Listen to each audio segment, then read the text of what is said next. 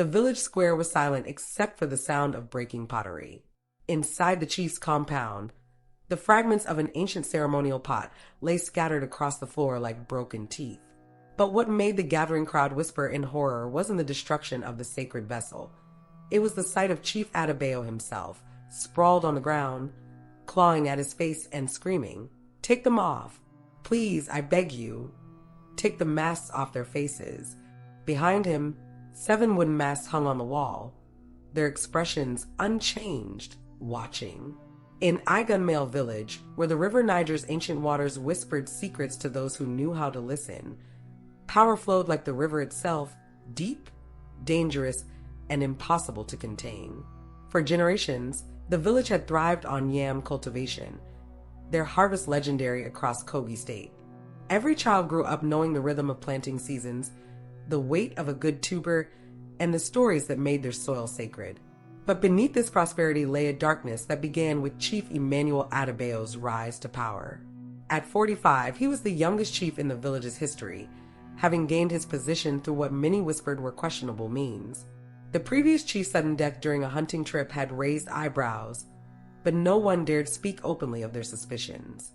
Adebayo's compound stood as a monument to excess, a new Toyota Land Cruiser parked beside a traditional barn, satellite dishes jutting from ancient mud walls, and solar panels glinting on a roof where his grandfather once hung ritual herbs. While most villagers still traveled by Okada and watched communal television at Mama Blessing's viewing center, the chief's children attended private schools in Abuja, returning home in pressed uniforms that had never seen farm dust. His modern wealth came from a simple but effective scheme, controlling the village's vast yam farms through a twisted version of tradition. Each harvest season brought new ancestral requirements, enforced by young men who had abandoned their father's farms for the quick money and power that came with being the chief's agents. For Olayinka, daughter of Baba Sigin, the chief's corruption was personal.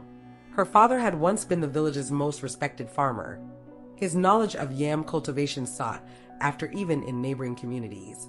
Now, at 16, she watched him shrink beneath the weight of the chief's demands, his once proud shoulders bent like a yam vine without support. Unlike the chief's children, Olayinka walked 5 kilometers to the community secondary school, her worn shoes held together with hope and careful repairs. Every evening, she helped her father on their small farm, her hands learning the language of soil and seasons. Yet somehow they never seemed to harvest enough yams to pay both the chief's ever-increasing demands and her school fees. In her free time, Olayinka sought refuge at her grandmother's friend's compound.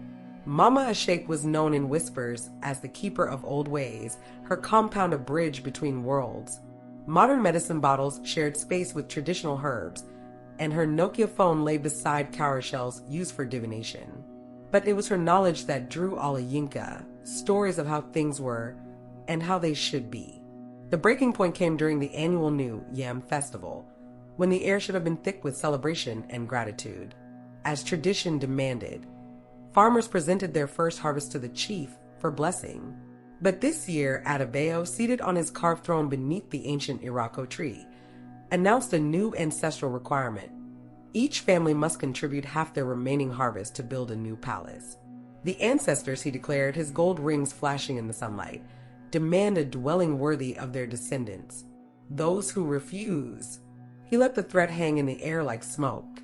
That evening, Olayinka found her father sitting alone in their compound, staring at his calloused hands. A half-empty bottle of kai-kai, the local gin he'd sworn never to touch, sat beside him. "Papa," she said softly, settling beside him on the mud bench, "we cannot give up half our yams. How will we survive?" "My child," he replied, his voice heavy with defeat. "Sometimes survival means knowing when to bend like the grass in the wind. Your school fees." He gestured helplessly at the bottle. But Olayinka had inherited more than just her grandmother's sharp cheekbones and determined chin. In her blood ran the spirit of women who had faced worse challenges, strong, unbending, and deep as a baobab's roots. That night, after her father had fallen into troubled sleep, she visited Mama Ishake. The old woman's compound lay where the built world surrendered to ancient forest, marked by a ring of Irako trees whose branches seemed to whisper in languages older than speech. Mama Ashake sat before her shrine, cowrie shells scattered at her feet like fallen stars. Her eyes, clouded with cataracts, saw far more than physical sight allowed.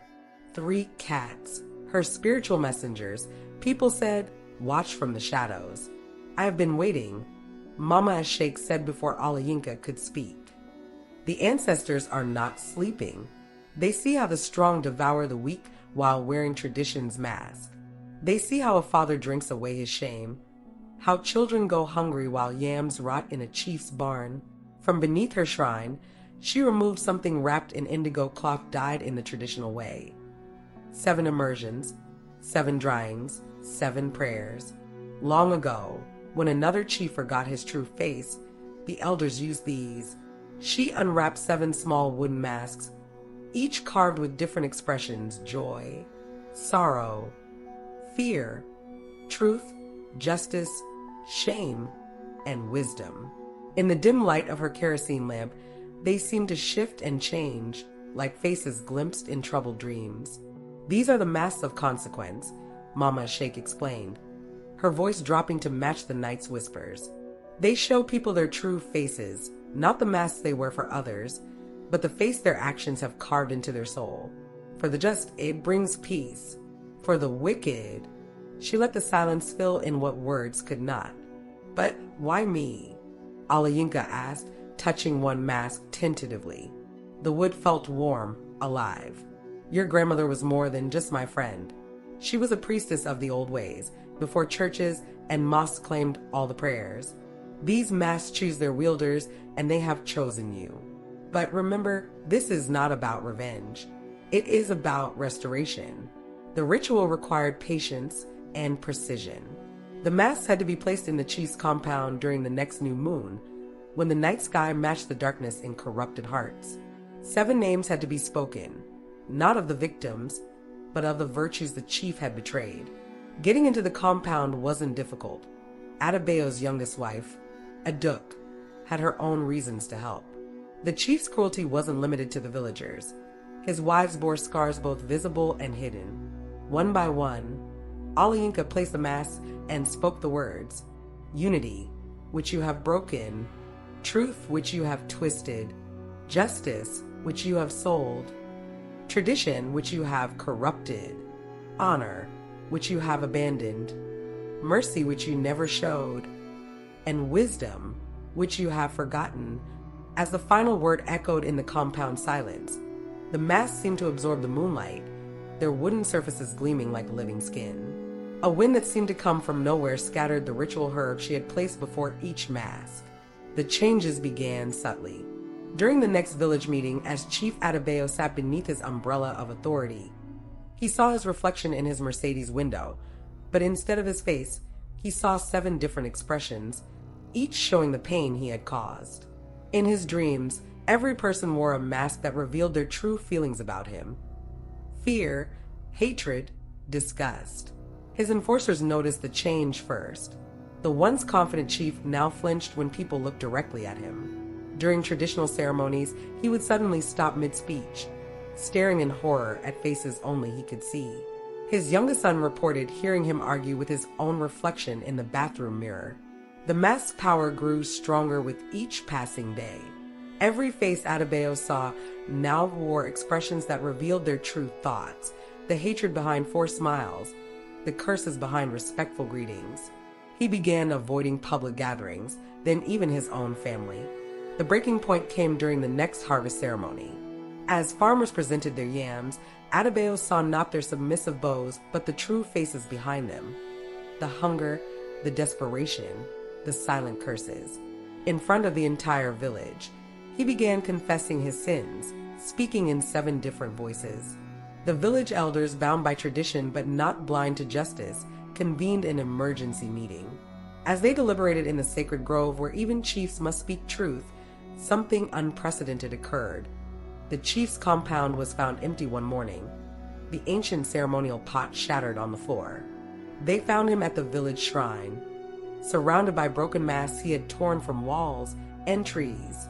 But no matter how many masks he destroyed, he couldn't stop seeing the true faces of those he had wronged. Each broken mask multiplied into dozens in his vision, until the world was a kaleidoscope of accusing faces. The elder's judgment was swift and fitting. Chief Adebayo was stripped of his title, his ill-gotten wealth redistributed among the farmers he had exploited. But his real punishment was living in a world where he could no longer hide from truth. Every face he saw reflected the consequences of his actions. Years later, Olayinka became the village's first female member of the Council of Elders. Under her guidance, the village established a cooperative farming system that ensured every family had enough to eat and every child could attend school. In her compound, she kept a small wooden box containing 7 masks, not as symbols of power, but as reminders that true authority comes from service, not domination. The village prospered under new leadership that remembered old wisdom.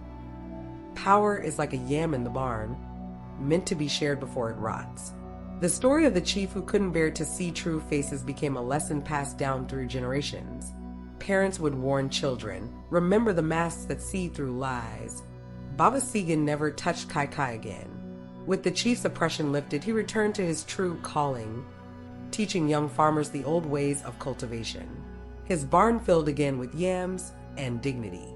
And sometimes on moonless nights, they say you can still hear Chief Adebayo wandering the village outskirts, begging every tree and stone to show him a face he can bear to see. But the masks of consequence once worn cannot be removed. They become the face you chose through your own actions.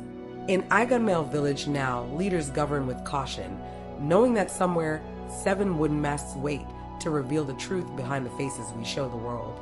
For as Mama Sheikh always said, power is not in making others wear masks of fear, but in being able to face yourself when all masks fall away.